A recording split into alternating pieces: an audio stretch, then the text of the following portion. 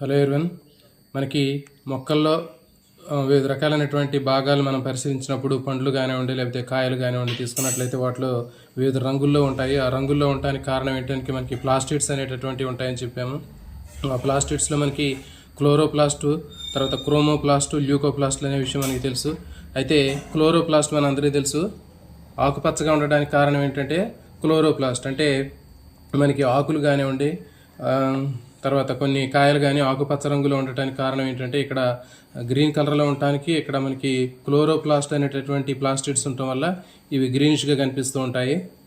మరి ఈ గ్రీన్ కలర్లో ఉన్నటువంటి ఈ పండ్లలో కూడా కిరణజన్య సంయోక్రియ జరిగింది. అంటే ఇవి చూడడానికి మనకి ఆకుపచ్చగా ఉన్నాయంటే ఇక్కడ మనకి క్లోరోప్లాస్ట్లు ఉన్నాయి. మరి క్లోరోప్లాస్ట్ ఉన్నప్పుడు ఖచ్చితంగా ఎక్కడైతే క్లోరోప్లాస్ట్ ఉంటుందో అక్కడ ఖచ్చితంగా ఫోటోసింథసిస్ అనేది కిరణజన్య సంయోక్రియ జరుగుతుంది. కానీ కత్తిరించినటువంటి ఫ్రూట్స్ ఏవైతే ఉన్నాయో వాటిలో జరగదు. ఎందుకంటే దీనికి వాటర్ సప్లై ఆగిపోతుంది, తర్వాత సన్లైట్ అవైలబుల్గా ఉండదు, తర్వాత కార్బన్ డైఆక్సైడ్ గ్యాసెస్ ఎక్స్చేంజ్ ప్రాపర్గా జరగదు. సో కాబట్టి మనకి ఆకుపచ్చగా ఉన్నటువంటి ఫ్రూట్స్ ఏవైనా సరే అవి మొక్కకి కనెక్ట్ అయ్యి ఉన్నట్లయితే ఖచ్చితంగా వాటిలో కూడా ఫోటోసింథసిస్ జరుగుతుంది. ఎందుకంటే because they have a chloroplast.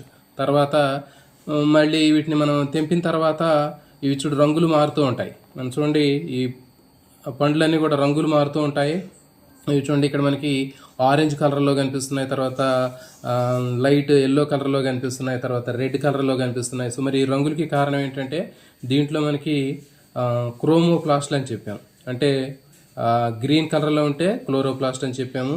ఏ రంగు లేకపోతే ల్యూకోప్లాస్ట్లో ఉంటాయని చెప్పాము. ల్యూకోప్లాస్ట్లు ఉంటాయి అక్కడ. తర్వాత మిగిలినటువంటి అన్ని రంగులు కూడా రెడ్, ఆరెంజ్, ఎల్లో ఇట్లా మనకి కనిపించేటటువంటి అన్ని రంగులకి కారణం ఏంటంటే అక్కడ మనకి క్రోమోప్లాస్ట్లు అనేటటువంటివి ఉన్నాయని అర్థం. సో ఆ క్రోమోప్లాస్ట్లు ఉండటం వల్ల ఏమవుతుందంటే వీటి యొక్క రంగు అనేది మారుతూ ఉంటుంది. చూడండి ఫస్ట్ మనకి ఇది గ్రీనిష్గా ఉన్నటువంటి ఈ టమాటో తర్వాత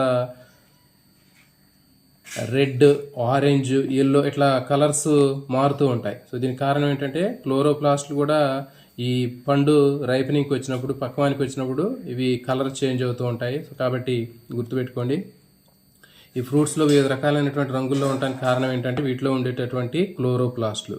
గ్రీన్ కలర్లో ఉంటే క్లోరోప్లాస్ట్, తర్వాత ఇంకా మిగిలినటువంటి అన్ని రంగుల్లో ఉంటే క్రోమోప్లాస్ట్, వైట్ కలర్లో అంటే కలర్లెస్గా ఉన్నట్లయితే ఇవి ల్యూకోప్లాస్ట్లు అని చెప్తారు.